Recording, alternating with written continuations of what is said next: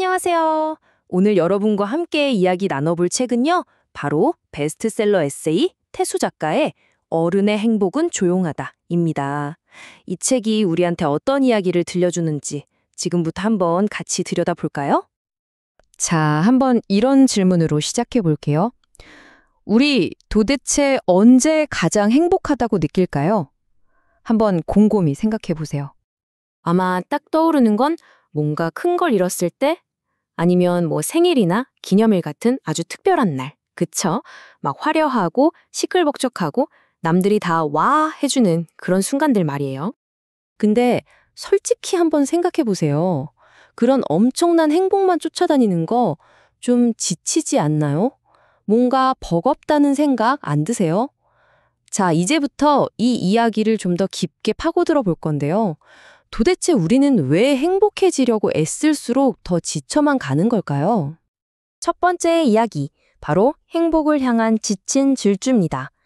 요즘 정말 많은 어른들이 느끼는 그 문제의 핵심을 한번 짚어볼게요. 와, 이 문장 진짜 공감되지 않으세요?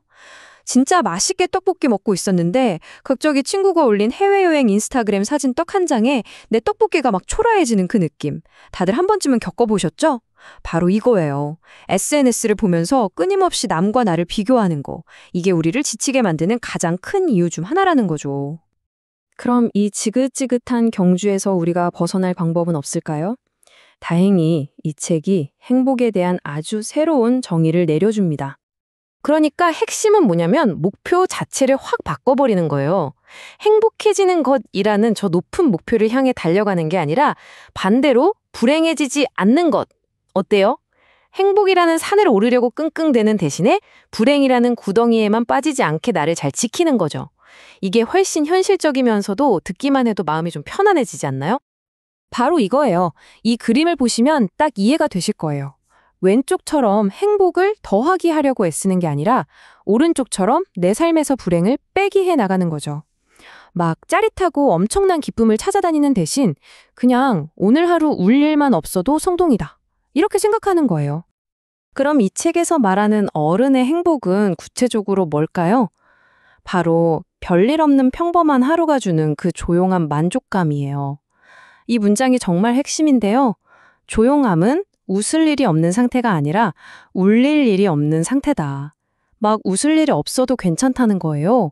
그 대신에 가슴 철렁할 만큼 나쁜 일만 없으면 그걸로 충분히 괜찮은 하루라고 보는 거죠. 자, 그럼 이런 생각을 어떻게 우리 삶에 적용할 수 있을까요? 책에서는 가장 먼저 나를 지키는 단단한 기분부터 챙기라고 이야기합니다.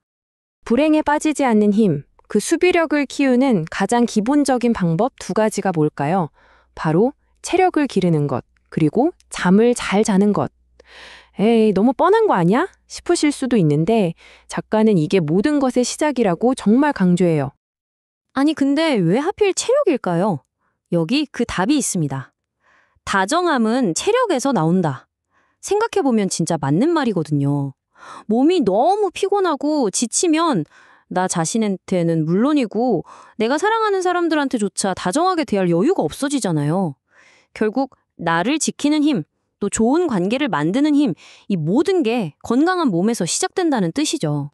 자, 이렇게 내 안의 힘을 단단하게 만들었다면 이제는 밖으로 눈을 돌려볼 차례입니다. 우리를 계속해서 흔들어대는 저 바깥세상의 소음들하고는 어떻게 거리를 둬야 할까요? 바로 이런 상황이요. 끝도 없이 올라오는 SNS 속 다른 사람들 사는 모습, 나도 모르게 비교하게 되고 괜히 질투나고 이런 소음들로부터 우리 자신을 어떻게 지켜낼 수 있을까요? 이 책이 내놓는 방법이요. 어떻게 보면 좀 비겁하게 들릴 수도 있어요. 하지만 정말 현실적이고 효과적입니다. 뭐냐면 그냥 내 세계를 줄여버리는 거예요. 나를 힘들게 만드는 다른 사람의 성공, 다른 사람의 행복에서 일부러 눈을 돌리는 거죠. 이 마지막 문장이 정말 핵심이에요. 모르는 것에는 질투를 느낄 수 없다. 맞잖아요. 내 마음을 지키기 위해서라면 때로는 안 볼 자유, 모를 자유를 선택할 용기도 필요하다는 거죠. 자, 이제 마지막 이야기입니다. 지금까지의 모든 내용을 아우르는 핵심 메시지, 바로 조용한 하루의 가치에 대해 정리해 볼게요. 이 책을 읽으면 좋은 하루의 기준이 완전히 바뀌게 돼요. 막 엄청난 희망이나 기쁨이 넘치지 않아도 괜찮다는 거예요. 그 대신에 나를 무너뜨릴 만한 절망이나 슬픔만 없다면 그걸로 꽤 괜찮은 하루였다고 말할 수 있다는 거죠. 아무 일 없는 것, 그 평온함 자체가 승리라는 아주 새로운 생각인 거예요. 그리고 저는 이 문장이 이 책의 모든 것을 가장 아름답게 담고 있다고 생각해요.